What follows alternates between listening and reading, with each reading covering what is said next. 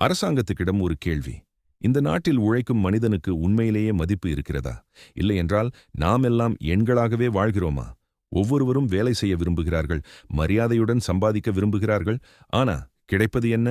ஒவ்வொரு நாளும் துன்புறுத்தல், ஓவர் டைம் பணம் இல்லாமல்.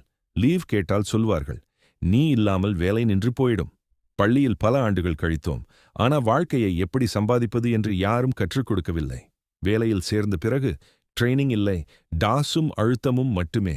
கல்வி இல்லாத மேனேஜர்களின் அகம்பாவம், 12 மணி நேர வேலை, சரியான சாப்பாடு இல்லை, ஓய்வு இல்லை, மரியாதை இல்லை.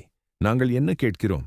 ஒரு சாதாரண வாழ்க்கைதான், சரியான பயிற்சி, ஓவர் டைமுக்கு முழு சம்பளம், லீவ் எடுக்க உரிமை, வேலைக்கு அருகில் தங்கும் வசதி மற்றும் சுத்தமான கேண்டீன். ஒரு சாதாரண சாப்பாடு கூட கிடைக்கட்டும். நல்ல அரிசி, பருப்பு, சாம்பார், கறி, தயிர், அப்பளம், ஊறுகாய். இது கூட அதிகமா?